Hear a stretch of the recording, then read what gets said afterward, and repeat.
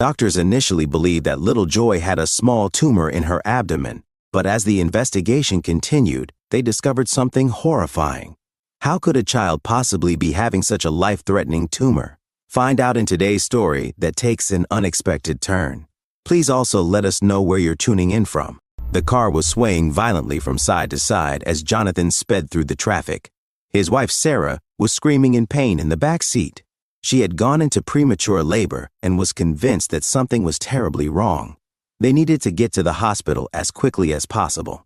While Jonathan rushed her to the emergency department, he tried to provide all the necessary information about his wife.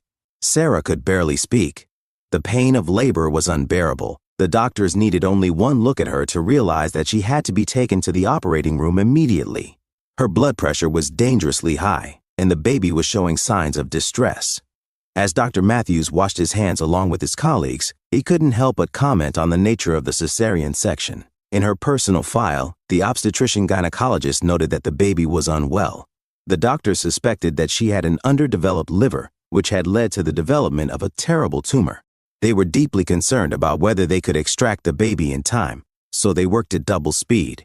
They managed to perform a spinal block, keeping Sarah conscious, although she was distraught over the possible loss of her child. With each passing moment, her condition worsened until suddenly a cry was heard.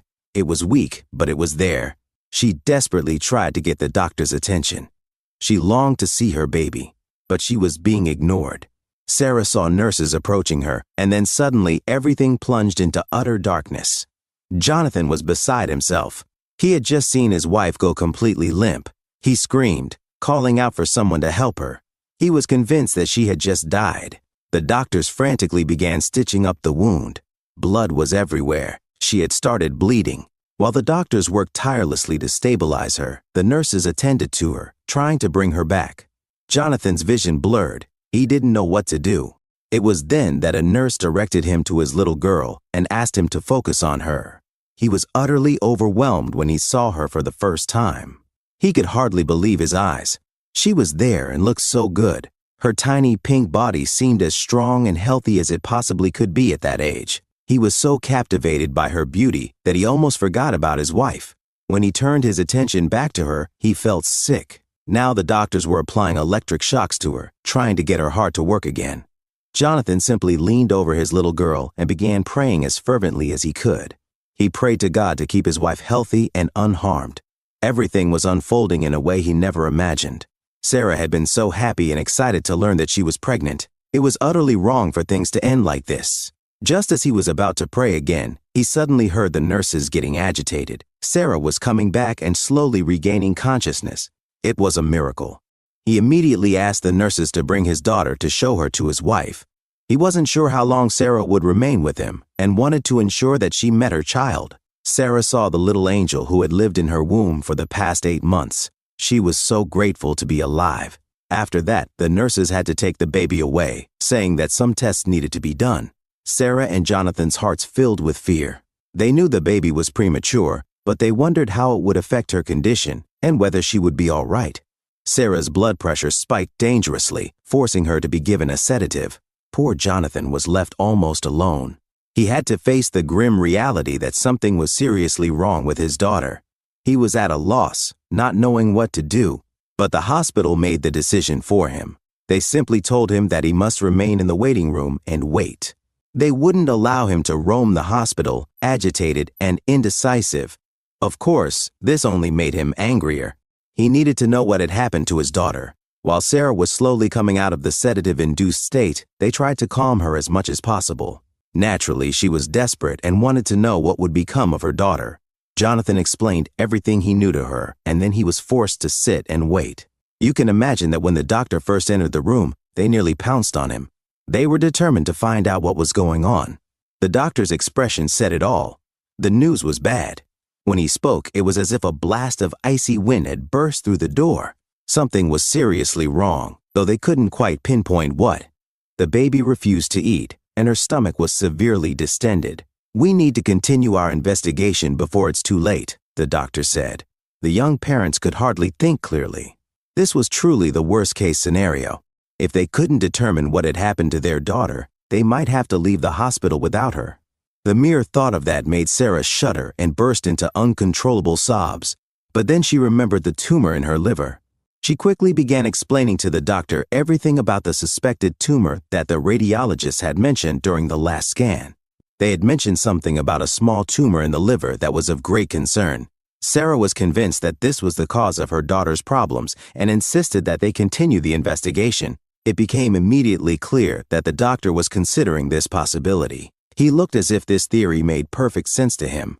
He told the parents that he would look into it and promptly left the room. The doctors allowed Jonathan to accompany his daughter for all further examinations. They started, as Sarah had suggested, with the abdomen. They examined it meticulously to identify the problem. Of course, there was a noticeable mass there, seemingly unattached and just floating. Naturally, this raised concerns. Where had it come from? What was it? After Jonathan saw it, his thoughts were thrown into disarray. If his little girl had been born with cancer, how could this have happened? Sarah had been an exceptionally healthy person who did everything right during her pregnancy. Ever since she found out she was pregnant, she had strived to do her best. She had given up coffee, not touched a drop of alcohol, eaten healthy food, taken all the necessary vitamins, and rested well. When Jonathan inquired about cancer, the doctors merely dismissed his worries. They said there was no reason to be overly anxious, for now. They had no idea what it was. Additional tests were necessary. They tried to avoid using contrast-enhanced scanning, but now it seemed like the only viable option before surgery. They prepared everything needed and immediately got to work. They had to inject dye into the patient's organs to see what they were dealing with. She was simply too small for a standard scan to work as precisely as required. So they slowly introduced the dye into the patient's abdominal cavity and carefully observed the screen for any irregularities. Then, suddenly, the doctor abruptly halted the examination and left the room. This was, of course, extremely unexpected for Jonathan. What had the doctor seen? Why had he reacted so strongly? The longer Jonathan pondered the matter, the bleaker the prognosis seemed. He was nervous and fearful of what might happen, but no one could prepare him for what he was about to learn. When the doctors returned to the room, they looked frightened and slightly confused. However, as they began to explain the situation, everything started to make sense. They explained that the baby was experiencing something unlike anything they had ever seen before. It was an exceedingly rare occurrence. Jonathan could hardly believe his ears.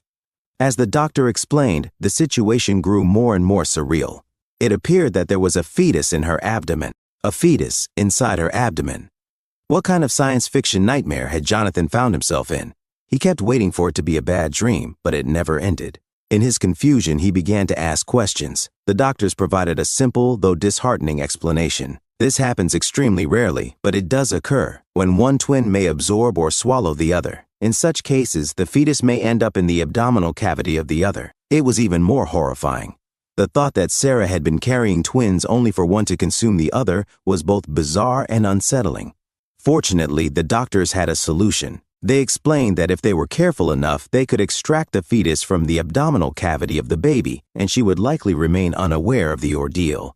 However, they needed to proceed with the operation as quickly as possible to prevent further damage. Since Sarah was already in a state of distress, Jonathan simply told them to do whatever was necessary. He knew that all his wife wanted was for their healthy child to be with them, so the little girl underwent an operation that would change her life. The doctors meticulously removed the unnecessary tissue. At this stage of the fetus's development, her growth measured just 2 inches. It was frightening given how small the baby was. Nevertheless, they were relieved when they successfully extracted the fetus. This meant that the child could now be nourished better and potentially lead a normal, carefree life. Jonathan and Sarah were immensely grateful that their little girl was improving.